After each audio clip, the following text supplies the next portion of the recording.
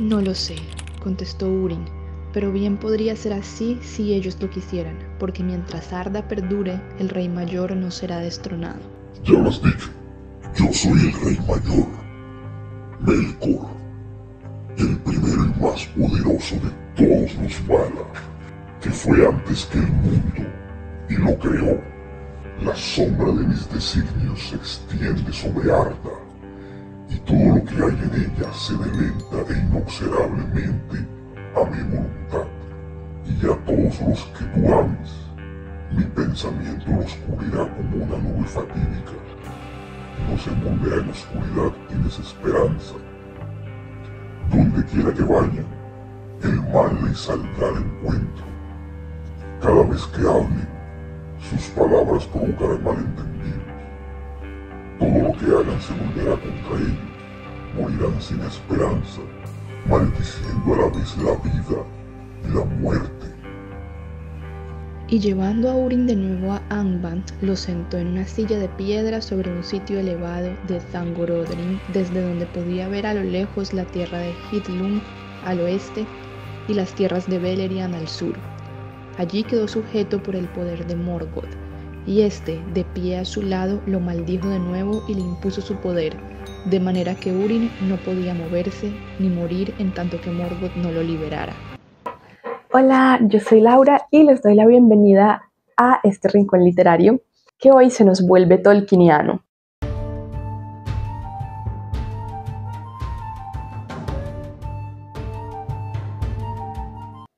Entonces hoy voy a estar haciendo una reseña de uno de mis libros favoritos, que es Los hijos de Húrin de J.R.R. Tolkien, y también voy a hablar un poquito en general sobre la tragedia en la literatura y lo que significa para mí. Bueno, Los hijos de Húrin es una historia del autor J.R.R. Tolkien, quien fue el que escribió El Señor de los Anillos. Nos cuenta la historia de Túrin Turambar durante la Edad del Sol, que es muchísimos años antes de que ocurre todo lo que se puede ver en las películas del Señor de los Anillos o los libros. En esta historia, Morgoth, que es el señor oscuro de aquel entonces, y el anterior maestro de Sauron prácticamente, resulta que lanza una maldición al padre de Túrin, que se llama Húrin, y es uno de los héroes pues, de esa época en el universo de Tolkien. Entonces la historia nos va contando cómo esta maldición de alguna forma se va desarrollando o de qué manera afecta la vida de Túrin Turambar. Esta obra trata temas como el destino, la guerra, la muerte, la soledad y también el arrepentimiento. Son temas bastante profundos y desgarradores. Uno cuando lo está leyendo se siente como si te hubieras sentado con un libro de Shakespeare y le hubieran echado un montón de fantasía, tipo, es como si estuvieras leyendo Romeo y Julieta, pero con dragones, enanos, elfos, magia. Es una locura, pero una locura deliciosa.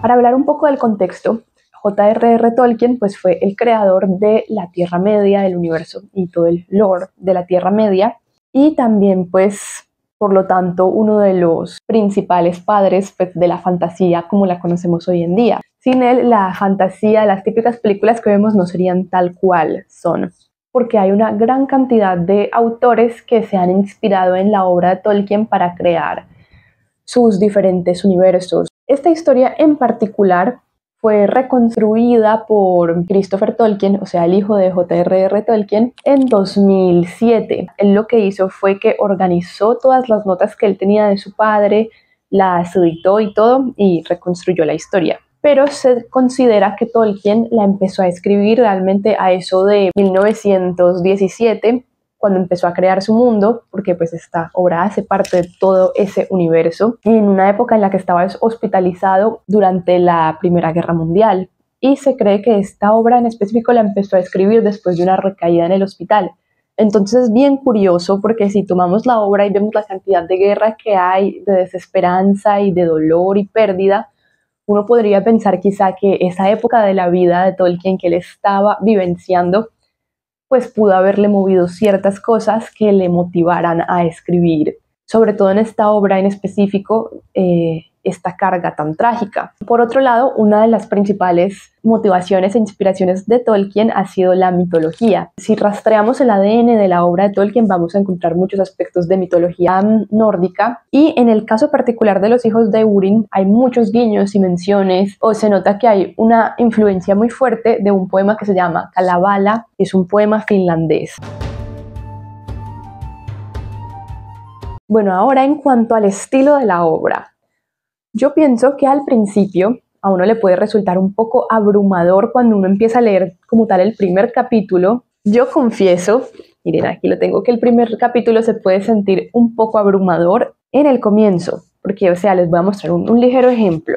Ador Cabeza Dorada era el señor de los Edain y amado por los Eldar. Vivió mientras duraron sus días bajo el señorío de Fingolfin, que le concedió vastas tierras en la región de Hithlum llamada Dorlomin. Su hija, Glorhel, se casó con Haldir, hijo de Halmir, señor de los hombres de Brethil, y en la misma fiesta, su hijo Galdor el Alto desposó a Hared, la hija de Halmir. Uno se enreda un poco y continúa con los nombres, uno se puede enredar, pero una cosa maravillosa es que prácticamente todas las ediciones que yo conozco de este libro vienen con un glosario, un árbol genealógico o algo donde uno se puede ubicar, y si uno encuentra un nombre que uno dice, ¿qué es esto? ¿Quién es este? Pues lo buscas en el árbol y ya como que te ubicas. Además de eso, también tiene un glosario no solo para los nombres de personajes, sino quizás si son nombres de lugares o cosas importantes históricas. Uno va y busca como en el glosario diccionario y te dicen que es que incluso tiene una guía de pronunciación. Esta obra, como tal, tú la puedes encontrar resumida en el Silmarillion, que es más o menos esta obra de Tolkien que abarca un poco como un resumen de todo lo que sucede en el mundo que él creó a grandes rasgos. Sin embargo, yo recomiendo en particular leer esta versión porque tiene unos detalles que me parece que enriquecen muchísimo, pero muchísimo, demasiado profundamente la historia, y hacen que los personajes uno pueda conectar más emocionalmente con ellos. Entonces yo de verdad por eso pienso que vale muchísimo la pena. Hay fragmentos aquí que a mí me han tocado muchísimo, el corazón, el alma, los sueños, o sea, todo. Es narrada en tercera persona y es un narrador omnisciente que nos deja sumergirnos tan profundamente en los corazones de los personajes como él busca, pues como el narrador desea. Entonces me parece como lo necesario porque es justo lo que la historia necesita. Es ágil. Por ejemplo, al compararla con El Señor de los Anillos, siento que se detiene mucho más a describir, por ejemplo, detalles respecto al entorno, a la geografía, mientras que este libro, si bien describe geografía, no es tan meticuloso con eso, y creo que se enfoca un poco más en las emociones de los personajes y un poco sus conflictos y contradicciones, ya que son personajes quizá más claroscuros de lo que podrían ser en El Señor de los Anillos.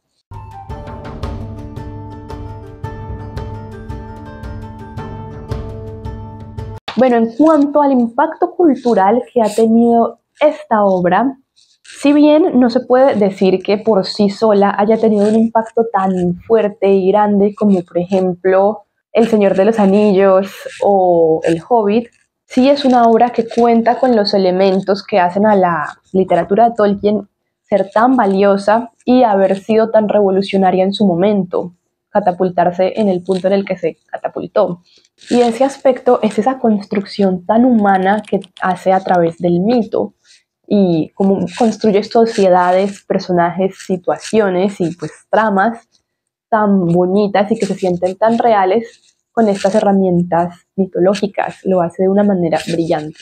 En mi caso ya personal, fue un libro que me desató unas emociones muy intensas, una tristeza también bastante profunda, y yo cada vez que lo leía era esperando tal vez esa especie de salvación, buscando cuándo va a venir Gandalf, pues no específicamente Gandalf, porque sabía que él no, cronológicamente pues él no está en esta historia, pero tal vez un personaje que cumpliera quizá esa función que suele cumplir Gandalf, alguien como que ayude, salve la situación, que está todo muy oscuro.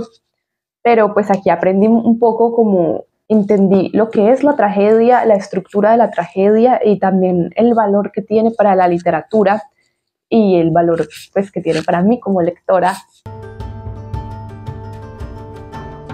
Entonces, bueno, hablando un poco sobre la tragedia y por qué es tan valiosa para nosotros como lectores y en la literatura, estuve mirando un artículo escrito por Vygotsky y pues él analiza que en una tragedia, gracias a encontrarnos con, por ejemplo, emociones contradictorias, podemos sentir una especie de acercamiento y a la vez alejamiento de los personajes que viven la obra. Y a su vez también podemos sentir una descarga emocional porque pues se nos están mostrando sentimientos y situaciones intensas. Todos estos elementos que yo mencioné nos pueden llevar a una comprensión más profunda de la realidad. Esa descarga emocional que acabo de nombrar se le llama por Aristóteles la catarsis. Es un sentimiento bastante interesante que muchos humanos buscamos muy frecuentemente a través del arte.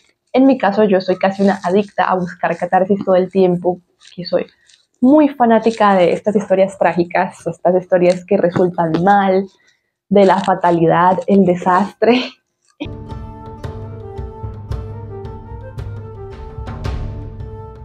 Finalmente, para concluir este libro, yo se los quiero recomendar a todos los que les interese la fantasía, tengan ganas como de empezar a leer de pronto algo que se ubique en un mundo con características similares a lo que encuentran en mitos medievales. ¿Quieren leer un libro con dragones? Bueno, aquí hay un dragón y este dragón es tremendo. ¿Quieren leer algo trágico, algo que termine mal, algo que suene, algo muy triste, algo de un aire Romeo y Julieta? Aquí. ¿Quieren leer algo más de la Tierra Media, algo sobre, como si fuera una especie de mega precuela, pero no tan precuela, del Señor de los Anillos? Bueno, aquí, o sea, no tan directamente precuela porque la verdad casi que no hay ningún personaje igual y de hecho aquí tampoco hay hobbits, por ejemplo, pero hay enanos y pues es el mismo universo. No lo hagas todavía, dijo Túrin. Quizá vuelva a casa y entonces le gustaría ver lo que hiciste para él en su ausencia. Las falsas esperanzas son más peligrosas que los miedos, le respondió Sador, y no nos mantendrán abrigados en los días invernales. Acarició las tallas de la silla y suspiró. Ahí me sonó súper a Ned Stark por alguna razón. Se acerca el invierno. Nos vemos hasta la próxima. ¡Mua!